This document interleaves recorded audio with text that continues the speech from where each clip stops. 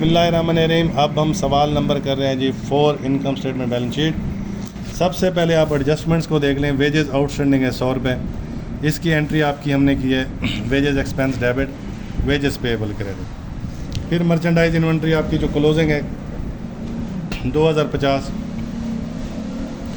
वो हमारी एंट्री हुई है merchandise inventory debit, income summary credit 2050।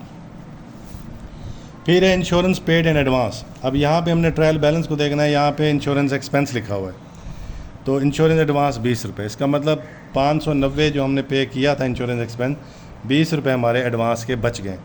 तो जब एडवांस बच जाए तो प्रीपेड इंश्योरेंस डेबिट कर देते हैं, इंश्योरेंस एक्सपेंस क्रेडिट कर देते हैं। तो प्रीपेड इंश्योरेंस डेबिट किया 20 रुपये के साथ, इंश्योरेंस एक्सपेंस क्रेडिट। फिर depreciation expense on machinery debit किया, अकामुलेटेड डेप्रिसिएशन क्रेडिट किया। मशीनरी थी 1140 रुपये, उसका 10% हमने निकाला। फिर डेप्रिसिएशन एक्सपेंस ऑन बिल्डिंग हमने डेबिट किया, accumulated depreciation on building credit 5200 building की वैल्यू थी, उसका 2.5% हमने निकाल दिया। ठीक है जी। इसी तरह जब हम इनकम स्टेटमेंट और बैलेंस शीट में जाएंगे तो ये वेजेस एक्सपेंस हमारे बतौर खर्चा चले जाएंगे डायरेक्ट, वेजेस पेएबल बतौर लिएबिलिटी बैलेंस शीट में चला जाएगा। Merchandise inventory cost of goods sold निकालते हुए हम माइनस करते हैं अवेलेबल फॉर सेल में से, और उधर करंट एसेट बना देते हैं। प्रीपेड इंश्योरेंस हमारा एसेट बन जाएगा, उधर से खर्चे को कम कर देगा। डेप्रिसिएशन एक्सपेंस हमारा खर्चा बन जाएगा, उधर हम अकामुलेटेड में डाल रहे हैं तो हम एसेट में से भी माइनस कर सकते हैं। अकामुलेटेड डेप्रिसिएशन हम लिएबिलिटी साइड पर, क्रेडिट साइड पर भी डाल सकते हैं बतौर लिएबिलिटी। इसी तरह हमने इनकम स्टेटमेंट बनाई इसी सवाल की।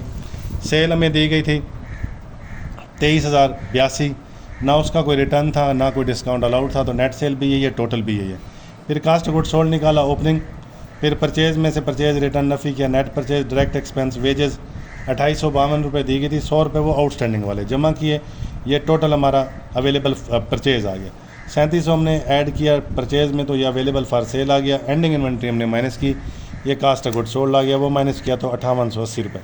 फिर ऑपरेटिंग एक्सपेंस में हमारा रिपेयर एक्सपेंस है, इंश्योरेंस 590 थी, 20 रुपये एडवांस वाले नफ़ी किए, 570 बन गई। डेप्रिसिएशन एक्सपेंस दोनों डेप्रिसिएशन मशीनरी और बिल्डिंग की ऐड कर दिया 244, सबको ऐड किया, टोटल ऑपरेटिंग एक्सपेंस ये हैं। और हमने ग्रास प्रॉफिट में से माइनस किया तो हमारा जीपी अपना नेट प्रॉफिट या ऑपरेटिंग प्रॉफिट आ गया 4886। इसी तरह बैलेंस शीट पर आ गए।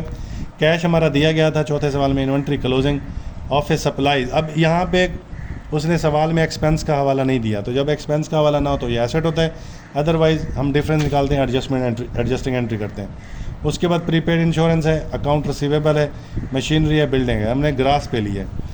Account payable, note payable, wages payable, adjustment वाला अकामुलेटेड डेप्रिसिएशन दोनों की ऐड की जो एडजस्टमेंट में थी। कैपिटल हमारा दिया गया है, नेट इनकम जो हमने कमाई वो ऐड किया, ड्राइंग हमारा ट्रायल बैलेंस के अंदर दिया गया, वो माइनस किया तो हमारे पास ये टोटल आ गया, और सबका टोटल किया तो ये 24,770, 24,770 दोनों साइड हमारी इक्वल आ गई। Thank you.